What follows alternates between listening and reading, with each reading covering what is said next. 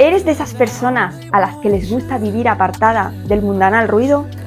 ¿En un lugar donde lo único que escuches al despertar sea la brisa o el cantar de los pájaros? Polop nos regala este impresionante adosado de 3 plantas situado en la falda del majestuoso monte del Ponoch, o como es conocido por la zona, el León Dormido. Acompañadme dentro, porque lo mejor está en el interior.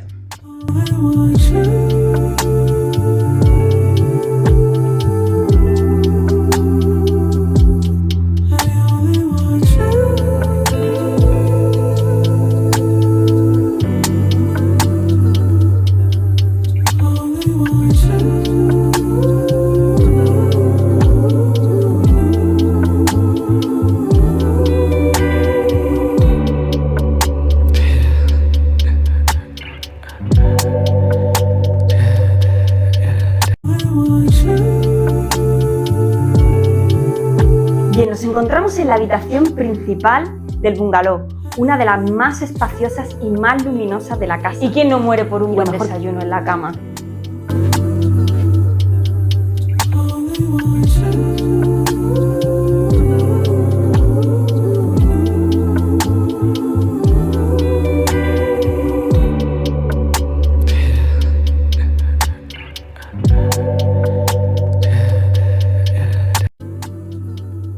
¿Quién necesita estar cerca del mar si en la mismísima montaña, muy cerquita del Ponoch, tenemos una piscina como esta para disfrutar de las tardes de verano?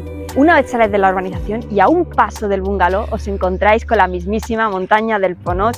La tenéis justamente aquí detrás, a un paso, y si sois amantes de la naturaleza y del senderismo, ¿qué más se puede pedir? Mirad justo aquí detrás.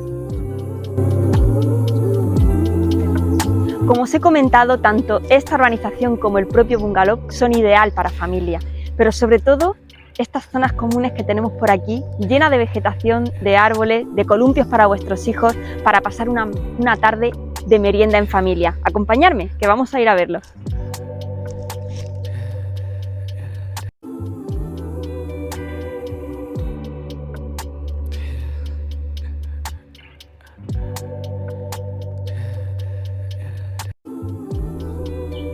Acabamos aquí el recorrido por este maravilloso bungalow y ya sabéis, si queréis más información acerca de lo que acabamos de ver, tenéis nuestro contacto aquí abajo. Hasta la vista, chao.